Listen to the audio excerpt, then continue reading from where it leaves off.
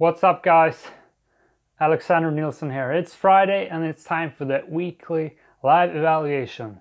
First off, I just need to see that we got audio. I can see that the green light is lighting up, but we do need to hear what I'm saying. And I say this out of experience because I have live streamed for 40 minutes, realized nope, nobody was listening because you didn't let them. Oh, we got audio. That's great. That's just amazing. Let's just see if I'm in the frame as well.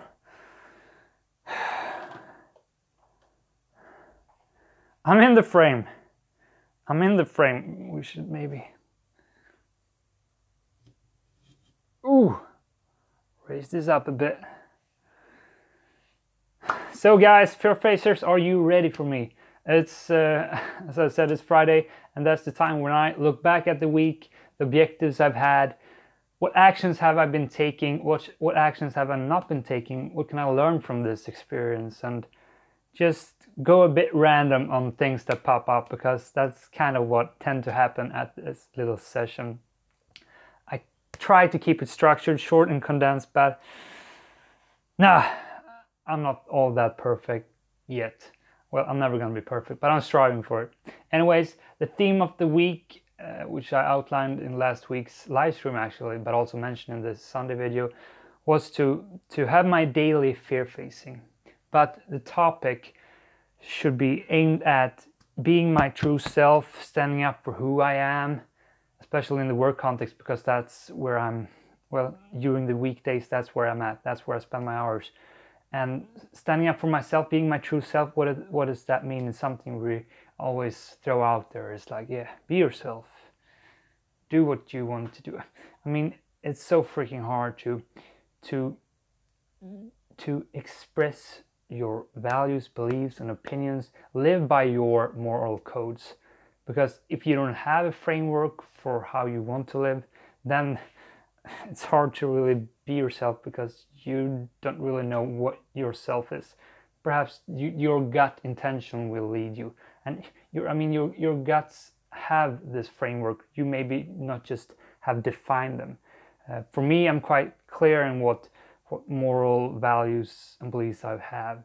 I believe that I'm a person that stand up for myself, that express my opinions, and I help the weak ones. I don't hate or throw blame at people or at myself.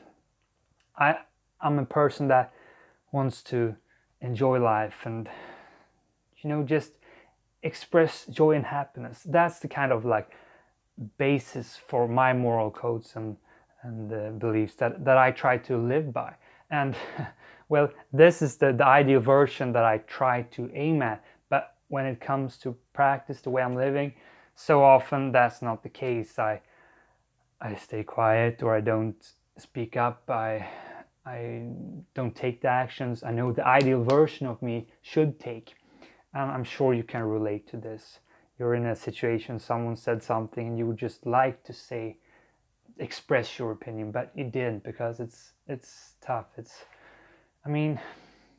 You fear what other people think of you. It's as simple as that. And it boils down to shame, not being enough, feeling that you are not this ideal version. So instead of like putting yourself out there, you armor up. This is something Brené Brown talks a whole lot about, and it's something that has been a whole lot of the foundation in my personal development journey. Daring to be vulnerable. That's part of why I started these live streams, for one. But so the week that played out, there was to keep reminding myself of this theme, this message. Have this in the back of my head. Alex, stand up for yourself. Alex, express your opinion. Alex, do this. Because if you keep nagging yourself, there's no way you can escape your thoughts. Well, it's much, much harder. If you're about to go into a meeting and you just have reminded yourself, okay, now I'm going to go in there and speak up for myself. If you didn't do that pre-amping, putting yourself in the right context before going in there, it's so much easier to not do that. So just by having the focus we will much easier be this person that stand up for ourselves. I mean, it's super simple. When you have focus on something, it's what you aim for. It's like this classical exercise people do in presentations and such. Look for everything that's red in the room, and everybody does that. And then he asks, okay, how much blue was there in the room? You didn't see any blue because you were looking for the red. And it's the same thing here. If you have determination to seek out the thoughts and that you want to say, and then really pushing to do that, it's going to be much easier to do it. At least the awareness of what you have to do. Then I'm not saying that the action of doing it is going to be easy. That's a whole different part in itself. But the first step to developing yourself, to doing the hard things, to facing your fears, is awareness. Being aware of what's going on in your head and what actions you need to take. But so it was quite a bumpy road. The week didn't go super easy. I mean, it was hard to do this, but throughout the week I got momentum and I practiced it more and more. That's the whole power of momentum. If you continue to do it, it's much easier. I have started to say it's so hard to begin doing something, to start something, so let's keep doing the same thing. Let's never stop. Then we don't have to go through that effort of restarting. And the start, the start for me was extra hard because I had stopped to do this.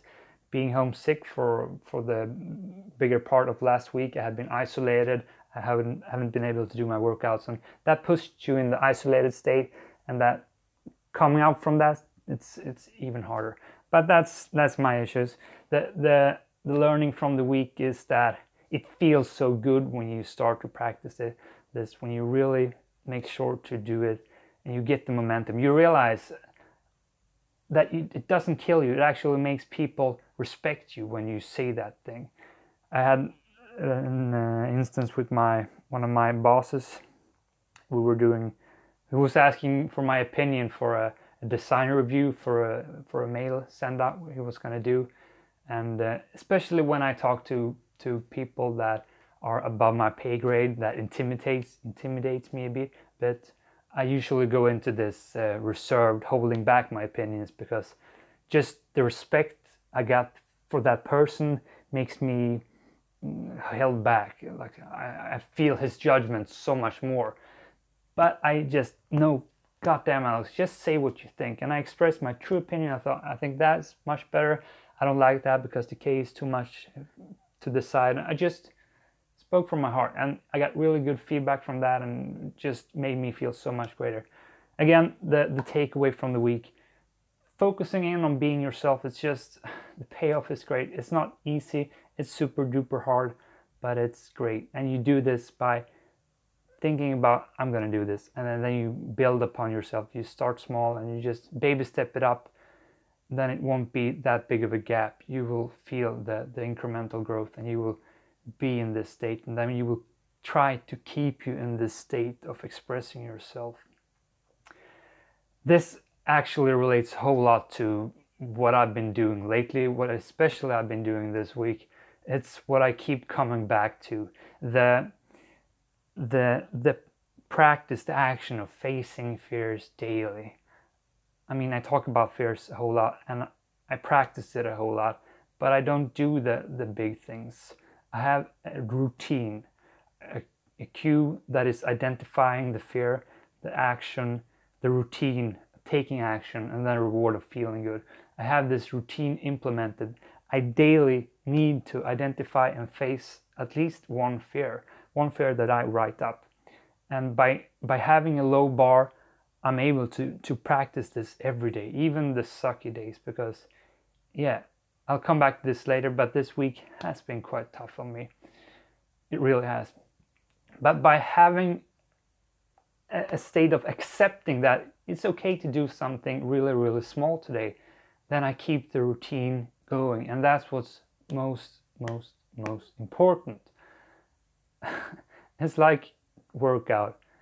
You can run a marathon once a year, or you can do something small like a walk every day, and that everyday walk will serve you so much better.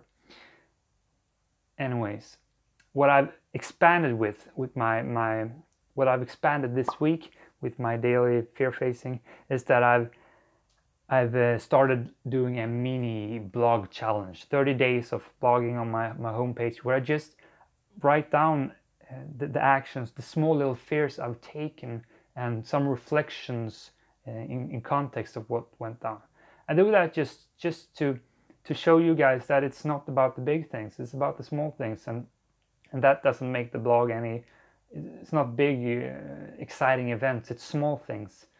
But I share my thought process and how I go about it, thinking that it just might help you to see how I deal with it. And because it is working for me, it really is. And it's just that experience, that result I want to share. Also, the power of social commitment that lies in doing a daily blog. That really makes me think about the fear facing on a daily basis and really articulate what it is that I'm doing and why I'm doing it, and the reflection concerning that makes the growth even bigger when you do a not thorough reflection on what went down.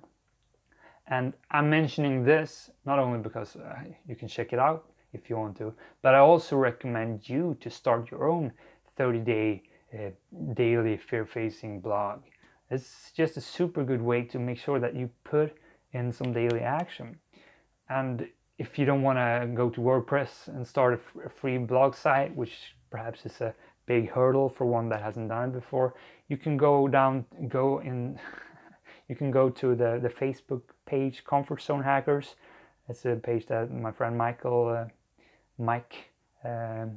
started up 2 weeks ago. We already got more than 500 followers, and you can just post your daily fears there if you want. It's just, what I'm trying to say here is that the social commitment, whether it's actually to a person or not, but you've just made a public announcement, I'm going to put out my daily fear-facing actions every day. That in itself has tremendous power that will serve you. At least has served me this week. And that's the takeaway from doing that for almost a week now. It's super good. Another big learning from the week that I wanted to share with you is that it's actually one of the scariest, the most fear-indulging moments I've had recently, and it went down last week. Or actually, it's a what do you say, a continuous.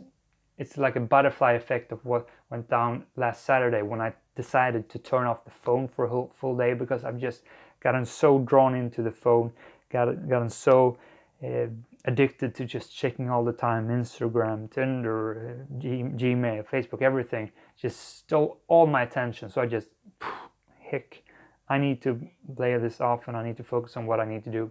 So I turned that off and I read this book about productivity. It's actually a guy from a very good YouTube channel that summarizes books very condensed in a good way within the theme of productivity. And he mentions a very nice fear-related little thing concerning perfectionism. It's something that's not new to you, perhaps. It's not new to me, but he put it in nice words and tied it to a specific action. You see, the what do you say? Being a perfectionist, it actually boils down to the fear of other people's judgment. Usually, I should say, because we have these. I at least have these forced thoughts that, oh, this has to be aligned. It's super perfect, tidy. But usually, it ties down to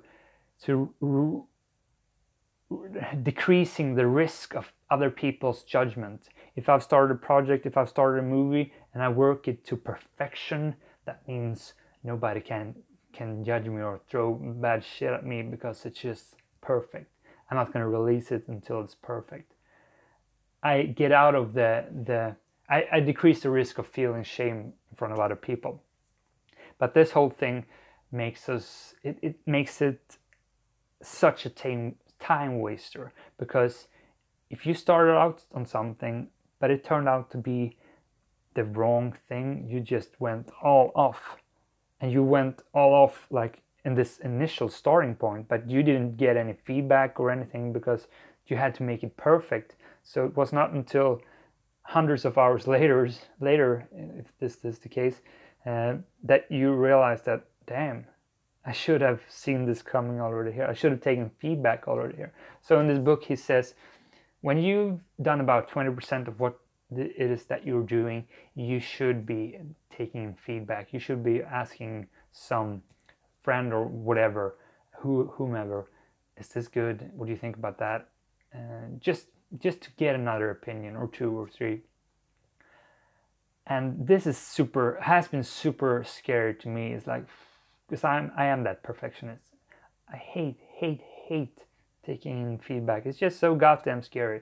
But yesterday I forced myself to do that. And this was not 20%.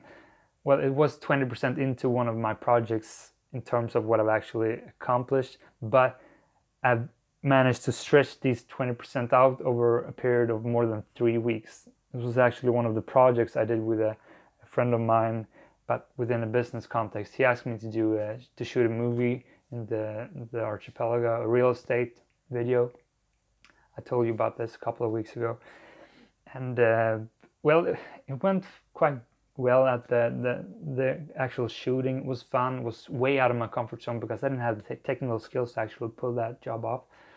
But I thought it went all right until I got home and realized that, shit, the white balance is way off. This is all yellowish, and it's like, oh, god damn.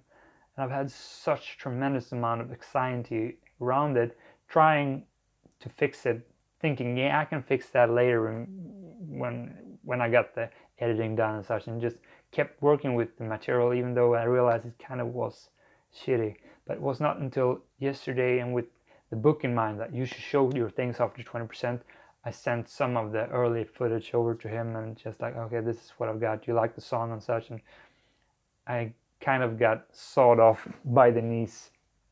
He really didn't think it was good, and it wasn't good. But I should have asked for that feedback like the first day. I could have just sent like a snippet to just see the color profile, but I didn't because I was just so scared. But now instead I got a big learning. God damn, that was a big learning.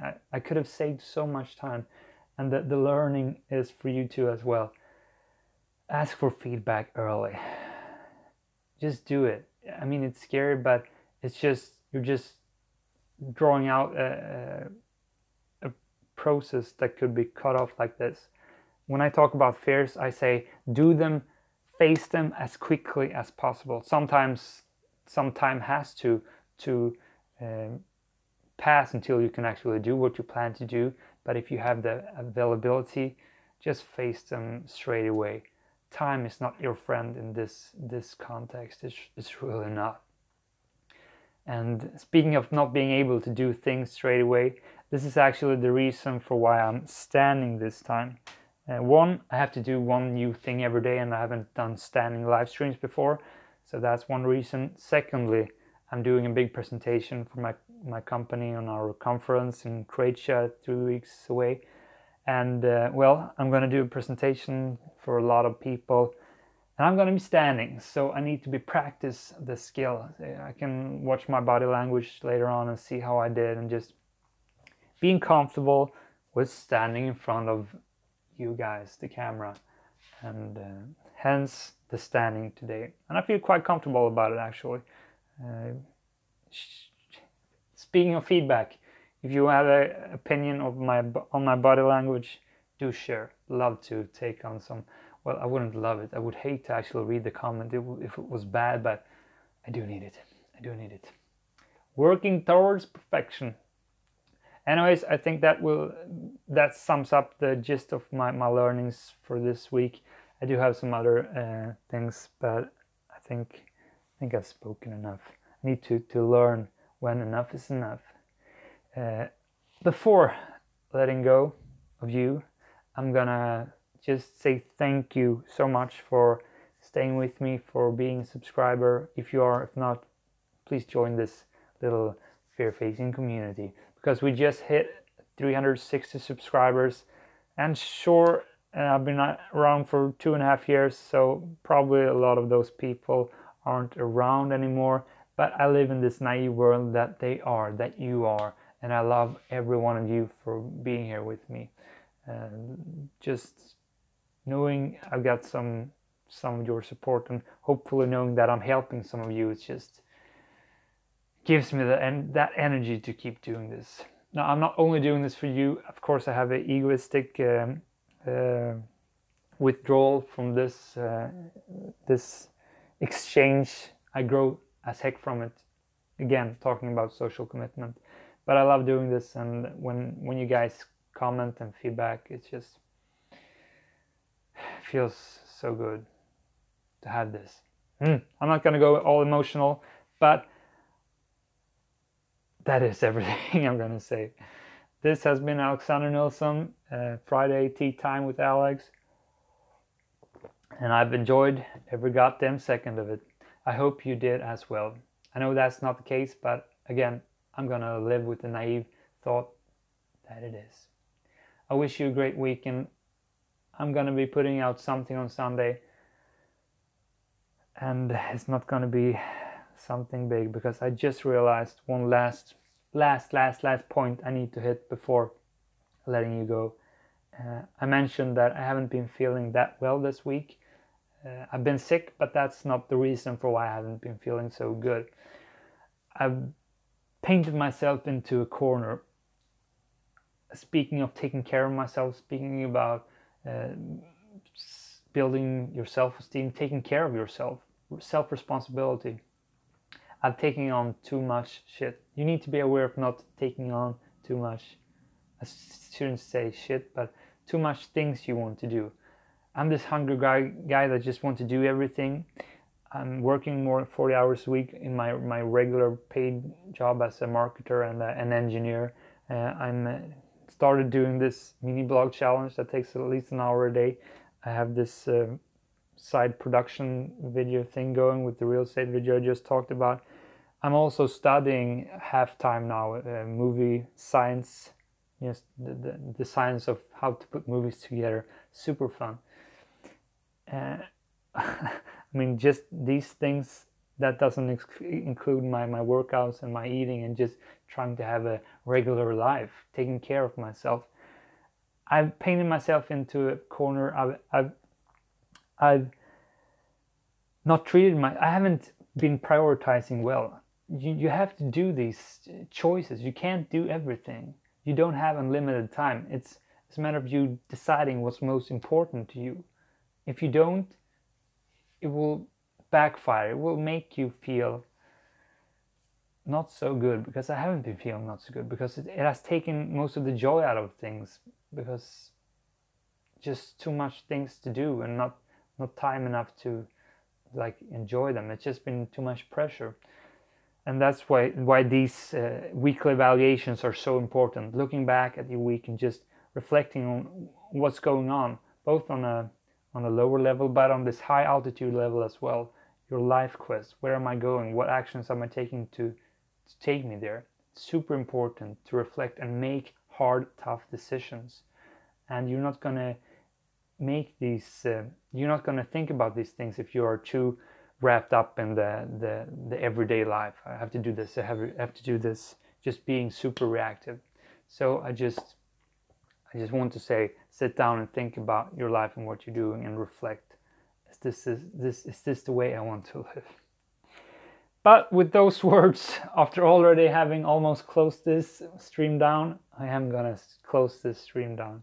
Unless you have any questions for me, there will be a shutdown in like 10 seconds.